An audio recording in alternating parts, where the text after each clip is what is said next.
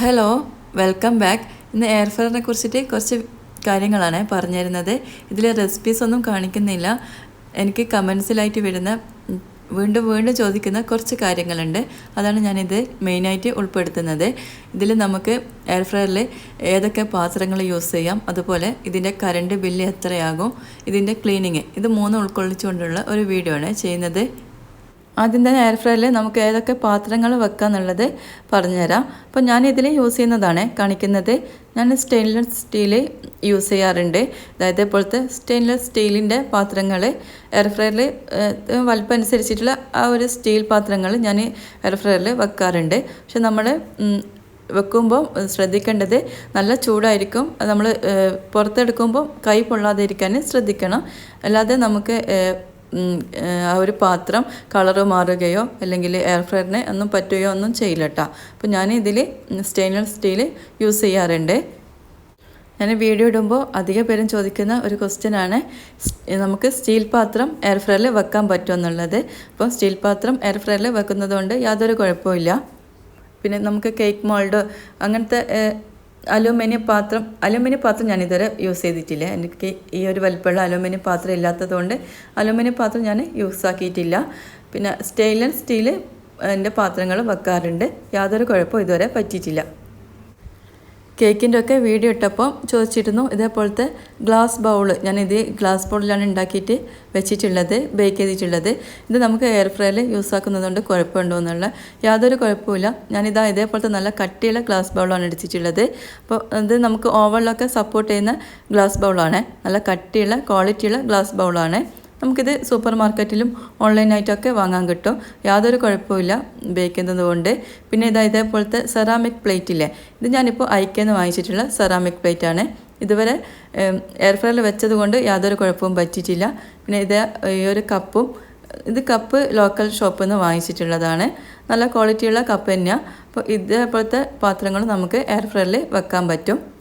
പിന്നെ ഇതേപോലെ butter paper ബാസ്ക്കറ്റിൽ ഇങ്ങനെ ആക്കി കൊടുത്തിട്ട് നമുക്ക് ചിക്കനൊക്കെ ഫ്രൈ ചെയ്യുന്നതാണെങ്കിൽ നമുക്ക് ക്ലീനിങ്ങിന് എളുപ്പമായിരിക്കും. ആ ഒരു ബട്ടർ പേപ്പറിലാണല്ലോ മസാലയൊക്കെ ഉണ്ടാവുള്ളൂ. അപ്പോൾ അതുകൊണ്ട് തന്നെ നമ്മൾ ആ ഒരു ബാസ്ക്കറ്റ് അധികം ചീത്തയായി പോയില്ല. പിന്നെ കുറേ കഴുകുന്നതോടെ നമ്മുടെ ആ ഒരു ബാസ്ക്കറ്റിൻ്റെ നോൺ സ്റ്റിക്കിൻ്റെ ആ ഒരു കോട്ടിങ് ഇളകിയതായിട്ടൊക്കെ കമൻറ്റ് വന്നിട്ടുണ്ടേനു. അപ്പം ഇതേപോലെ യൂസ് ചെയ്യുന്നതാണെങ്കിൽ നമുക്ക് ക്ലീനിങ്ങും എളുപ്പമായിരിക്കും. അതുപോലെ തന്നെ ബാസ്ക്കറ്റ് അധികം വൃത്തികേടാവുകയില്ല. ചിക്കൻ ആക്കിയപ്പം ഇതേപോലെ മസാല ഒക്കെ എയർ ഫ്രയറിൽ ആയിട്ടുണ്ടാവും. അപ്പോൾ ഈ ഒരു ബട്ടർ പേപ്പർ വയ്ക്കുന്നതാണെങ്കിൽ നമുക്ക് ഈ ബട്ടർ പേപ്പർ അങ്ങ് കളഞ്ഞാൽ മതി. ആ ഒരു നമ്മുടെ ബാസ്ക്കറ്റിൽ ഒട്ടും തന്നെ ആ ഒരു മസാലയോ ഒന്നും തന്നെ ആയിട്ടില്ലല്ലോ. അപ്പോൾ നമുക്ക് ക്ലീനിങ്ങിന് വളരെ എളുപ്പമാണ്. അപ്പോൾ ഇതേപോലെ ഒന്ന് ട്രൈ ചെയ്ത് നോക്കാം. ഇത് എയർ ഫ്രയർ യൂസ് ചെയ്യുന്നവർക്ക് വളരെ യൂസ്ഫുൾ ആയിട്ടുള്ള ഒരു പ്രൊഡക്റ്റാണ് എയർ ഫ്രയർ പേപ്പർ ലൈനർ എന്ന് പറഞ്ഞിട്ടുള്ളത്.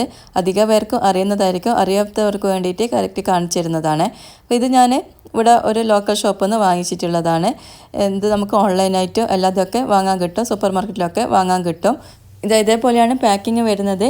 ഇത് സ്ക്വയറായിട്ടും ഉണ്ട്, പിന്നെ സർക്കിൾ ഷേപ്പിലും വാങ്ങാനുണ്ട്. ഇപ്പോൾ എൻ്റെ എയർ ഫ്രയർ പിന്നെ സ്ക്വയർ ഷേപ്പ് ആയതുകൊണ്ട് ഞാൻ ഈ ഒരു ടൈപ്പാണ് വാങ്ങിച്ചിട്ടുള്ളത്. അപ്പോൾ ഇത് 50 പീസാണ് വരുന്നത്. 50 പേപ്പറാണ് ഇതിൽ വരുന്നത്. ഇതേപോലെ സ്ക്വയർ ഷേപ്പിലാണ് ഉണ്ടാവാൻ. അതേപോലെ തന്നെ സർക്കിൾ ബാസ്ക്കറ്റ് ഉള്ളവർക്ക് സർക്കിൾ ഷേപ്പും വാങ്ങാനുണ്ട്. ഒരു പീസ് ഇതേപോലെയാണ് വരുന്നത്. നല്ല കട്ടി കുറഞ്ഞിട്ടുള്ള ഒരു പേപ്പർ പ്ലേറ്റ് ആ ഒരു രീതിയിലാണ് വരുന്നത്. ഇത് നമുക്ക് ഓവനിലും അതുപോലെ തന്നെ എയർ ഫ്രയറിലും പാനിലൊക്കെ യൂസ് ചെയ്യാൻ പറ്റും. കേക്ക് ബേക്ക് ചെയ്യുന്നവർക്കൊക്കെ നല്ല യൂസ്ഫുള്ളാണ്. പാത്രമൊക്കെ കഴുകാൻ മടിയുള്ളവർക്കും അതുപോലെ തന്നെ മെയിനായിട്ട് നമ്മുടെ ആ എയർ ഫ്രയറിൻ്റെ ബാസ്ക്കറ്റ് ചീത്തയായി പോകില്ല. ആ ഒരു കോട്ടിംഗ് ഒന്നും കുറേ കഴുകിയതുകൊണ്ട് ചീത്തയായി പോകില്ല. അപ്പം നല്ല യൂസ്ഫുൾ ആയിട്ടുള്ള പ്രൊഡക്റ്റാണ്. അപ്പം ചിലർ ചോദിച്ചിട്ടുണ്ട് ഞാൻ ഈ എയർ ഫ്രയർ വീഡിയോ ഇടുന്നത് കൊണ്ട് എനിക്കെന്ത് കിട്ടും എന്നുള്ളത്. ഞാനിത് യാതൊരു പ്രൊമോഷൻ വീഡിയോ അല്ല, ഞാനിത് പൈസയും കൊടുത്ത് വാങ്ങിച്ചിട്ടുള്ള എയർ ഫ്രയറാണ്. അപ്പം നിങ്ങൾക്ക് യൂസ് ആയിക്കോട്ടെ എന്ന് വിചാരിച്ചിട്ട് ഇടുന്നതാണ്. എയർ ഫ്രയർ ഉപയോഗിക്കാൻ അറിയാത്തവരും അതുപോലെ തന്നെ എയർ ഫ്രയർ വാങ്ങിച്ചിട്ട് എന്താ ചെയ്യേണ്ടതെന്ന് അറിയാത്ത ഇഷ്ടം പോലെ ആൾക്കാരുണ്ട്. ഇത് ചിക്കൻ മാത്രമേ വെക്കാറുള്ളൂ, വേറെ ഒന്നും യൂസ് ചെയ്യാറില്ല, നിങ്ങളെ വീഡിയോ കണ്ടിട്ട് പലതും ട്രൈ ചെയ്യുന്നതെന്ന് പറഞ്ഞിട്ടുണ്ട്. അപ്പം എനിക്ക് യാതൊരു ഒരു പരസ്യമോ അതേപോലത്തെ ഒന്നുമല്ല. ഞാൻ നിങ്ങൾക്ക് വേണ്ടിയിട്ട് യൂസ്ഫുൾ ആയിക്കോട്ടെ എന്ന് വിചാരിച്ചിട്ട് എടുക്കുന്ന വീഡിയോസാണ്. അപ്പം ഇതേപോലെ തന്നെ നമുക്ക് ലൈനറില്ലേ, എയർ ഫ്രയർ ലൈനർ, ഇതേപോലെ സിലിക്കൻ്റെതും വാങ്ങാൻ കിട്ടും. ഇത് നമുക്ക് വാഷ് ചെയ്തിട്ട് യൂസ് ആക്കാൻ പറ്റും. പേപ്പർ എയർ ഫ്രയർ ലൈനർ അതുപോലെ തന്നെ സിൽക്കൻ്റെതൊക്കെ ഇതിൻ്റെ ചെറുതും വലുതും ഒക്കെ വാങ്ങാനുണ്ട്. അപ്പോൾ നിങ്ങൾ ബാസ്ക്കറ്റിൻ്റെ വലിപ്പം അനുസരിച്ചിട്ട് വാങ്ങിക്കുക. നല്ല യൂസ്ഫുള്ളാണ്. നമുക്ക് ആ ഒരു എയർ ഫ്രയർ നല്ല നീറ്റിൽ തന്നെ വെക്കാൻ പറ്റും. എത്ര കുക്ക് ചെയ്താലും ആ ഒരു കോട്ടിംഗ് ഒന്നും പോയില്ല. ഈ ഒരു സിൽക്കൻ്റെതാണെങ്കിൽ നമുക്ക് വാഷ് ചെയ്തിട്ട് വീണ്ടും ഉപയോഗിക്കാം. പേപ്പർ ഡിസ്പോസിബിളാണ്. അപ്പോൾ ഇതിൻ്റെ പാത്രങ്ങൾ വെക്കുന്ന ഇത് നിങ്ങൾക്ക് ക്ലിയറായി എന്ന് വിചാരിക്കുന്നു. അടുത്തതായിട്ട് ഒരുപാട് പേര് ചോദിച്ചിട്ടുള്ളതാണ് എത്ര കറണ്ട് ബില്ല് ആവുമെന്നുള്ളത്. ഇപ്പം ഞാൻ യൂസ് ചെയ്യുന്ന ഈ MI എയർ ഫ്രയറിൻ്റെ പവർ വരുന്നത് 1500 വാട്ടാണ് കേട്ടോ. അപ്പം ഇത് നമ്മൾ 1 മണിക്കൂർ ഉപയോഗിക്കുന്നതാണെങ്കിൽ, നമ്മൾ 1 മണിക്കൂർ ഇതിൽ ഫുഡ് ഉണ്ടാക്കുന്നതാണെങ്കിൽ 1.5 യൂണിറ്റ് കറണ്ടാണ് നമുക്കിതിൽ ചിലവാകുന്നത് കേട്ടോ.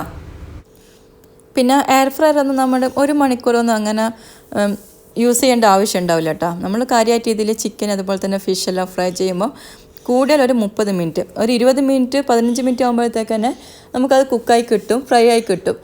പിന്നെ കൂടിപ്പോയാൽ ഒരു 30 മിനിറ്റ് നമ്മളിത് വർക്ക് ചെയ്യിപ്പിക്കും. അപ്പോൾ നമുക്കിത് അത്ര മാത്രം കേട്ടോ കറണ്ട് ചിലവാകുള്ളൂ. ചിക്കൻ അതുപോലെ ഫിഷെല്ലാം ഫ്രൈ ചെയ്യാൻ 1 യൂണിറ്റ് താഴെ കറണ്ട് മതി കേട്ടോ. പിന്നെ സാധാരണയായിട്ട് 1000 മുതൽ 1800 2000 വരെ വാട്ടുള്ള എയർ ഫ്രയർ ആണുള്ളത്. അപ്പം വാട്ട് കുറയുന്നതനുസരിച്ച് ഇലക്ട്രിക്കിൻ്റെ ഇതും കുറയും. ഇനി ഇത് ഐക്കൺ എയർ ഫ്രയർ ആണെങ്കിൽ 1300 മുതൽ 1500 വാട്ടാണ് കേട്ടോ. അപ്പം അതിൻ്റെ നമ്മൾ 1 മണിക്കൂർ യൂസ് ചെയ്യുന്നതാണെങ്കിൽ 1.3 മുതൽ 1.5 യൂണിറ്റ് 1.5 യൂണിറ്റ് വരെ കറണ്ട് ചിലവാകും. അത് 1 മണിക്കൂറിലാണ് പറയുന്നത്. പിന്നെ എയർ ഫ്രയർ ഒന്നും നമ്മൾ ഡെയിലി നമ്മൾ കുറേ ടൈമൊന്നും അങ്ങനെ യൂസ് ചെയ്യില്ല. എന്നെ സംബന്ധിച്ചിടത്തോളം എയർ ഫ്രയർ എനിക്ക് വളരെ യൂസ്ഫുള്ളാണ് കേട്ടോ. നമ്മൾ കിച്ചണിൽ കുറേ ടൈം ഇങ്ങനെ നിന്ന് വേസ്റ്റ് ചെയ്യണ്ട, അത് ഓട്ടോമാറ്റിക്കായിട്ട് തന്നെ അങ്ങ് ആയിക്കോളും. അപ്പം എന്തായാലും എയർ ഫ്രയർ നിങ്ങൾ വാങ്ങിയിട്ട് ഉപയോഗിക്കാത്ത എത്രയോ പേരുണ്ട്. പ്രത്യേകിച്ച് ഈ കറണ്ട് ബില്ല് പേടിച്ചിട്ടാണ് പലരും ഉപയോഗിക്കാത്തത്. അപ്പം നിങ്ങൾ പേടിക്കേണ്ട ഒന്നും ആവശ്യമില്ല കേട്ടോ. അപ്പം നമുക്ക് കറണ്ട് ബില്ലിൻ്റെ പൈസ ഞാൻ കറക്റ്റായിട്ട് പറയാത്തത്, ഓരോരോ യൂണിറ്റിന് ഇപ്പം കറണ്ട് ചാർജ് കൂടുന്നുണ്ടല്ലേ. അപ്പം അതുകൊണ്ടാണ് കേട്ടോ കറണ്ട് ചാർജ് എല്ലാവർക്കും ഞാൻ കറക്റ്റായിട്ടുള്ള പറയാത്തത്. ഈ ഒരു എയർ ഫ്രയർ നമ്മൾ 1 മണിക്കൂർ യൂസ് ചെയ്യുന്നതാണെങ്കിൽ നമുക്കൊരു 10 രൂപേൻ്റെ അടുത്തായിട്ട്, അത്രയൊന്നും വരില്ല, 10 രൂപേൻ്റെ താഴെ ആയിട്ടാണ് കേട്ടോ പിന്നെ കറണ്ട് ചാർജ് വരുള്ളൂ. മെയിനായിട്ട് നമ്മളിതിൽ ഓയിൽ യൂസ് ചെയ്യുന്നില്ല. അതുപോലെ നമുക്ക് ടൈം സേവിങ് ആണ്. അതായത് നമ്മൾ കിച്ചണിൽ കുറേ ടൈം നിൽക്കേണ്ട ആവശ്യമില്ല, അത് ഓട്ടോമാറ്റിക് അങ്ങ് ആയിക്കൊള്ളുമല്ലോ. അപ്പോൾ അതുകൊണ്ടൊക്കെ എയർ ഫ്രയർ വളരെ യൂസ്ഫുള്ളാണ്. അപ്പോൾ ഉപയോഗിക്കാത്തവരുണ്ടെങ്കിൽ, വാങ്ങിച്ചിട്ട് ഉപയോഗിക്കാത്തവരുണ്ടെങ്കിൽ എന്തായാലും ഒന്ന് ഉപയോഗിച്ച് നോക്കാം. ഞാൻ ഒരുപാട് റെസിപ്പീസ് അപ്ലോഡ് ചെയ്തിട്ടുണ്ട്, എന്തായാലും ഒന്ന് ട്രൈ ചെയ്ത് നോക്കാം കേട്ടോ. നമ്മൾ വിചാരിക്കുന്നത് പോലെയല്ല, വെറും ചിക്കൻ ആക്കാനും ഫ്രഞ്ച് ഫ്രൈസ് ആക്കാനും മാത്രമല്ല എയർ ഫ്രയർ, നമുക്ക് ഒരുപാട് സ്നാക്സ് കേക്ക് ഒക്കെ ഉണ്ടാക്കാം. എയർ ഫ്രയർ വാങ്ങിയവർക്കും അതുപോലെ വാങ്ങാൻ ഉദ്ദേശിക്കുന്നവർക്കും വീഡിയോ യൂസ്ഫുള്ളായെന്ന് വിചാരിക്കുന്നു. പിന്നെ അടുത്തതായിട്ട് നമുക്ക് ലാസ്റ്റ് ഇതിൻ്റെ ക്ലീനിങ് ഞാൻ മുമ്പ് അപ്ലോഡ് ചെയ്തിട്ടുണ്ട് ക്ലീനിങ്, എന്നാലും ഞാൻ ഇതിൽ കാണിച്ചു തരാം. ഇതേപോലെ നമ്മൾ ഫിഷും അതുപോലെ ചിക്കനൊക്കെ ബാസ്ക്കറ്റിൽ നേരിട്ട് വെച്ചിട്ട് ഫ്രൈ ചെയ്യുന്നതാണെങ്കിൽ ഇതേപോലെ നമുക്ക് ആ ഒരു പ്ലേറ്റിലൊക്കെ മസാലയൊക്കെ ഇതേപോലെ ഡ്രൈ ആയിട്ടാണ് ഉണ്ടാവാൻ. ഇതാ കണ്ടില്ലേ, പ്ലേറ്റിൽ ഇതാ ഇങ്ങനെ മസാല ഒട്ടിപ്പിടിച്ച ഇതുപോലെ ഉണ്ട്. ആ ഒരു ബാസ്ക്കറ്റ് മുഴുവനായിട്ടുണ്ട്.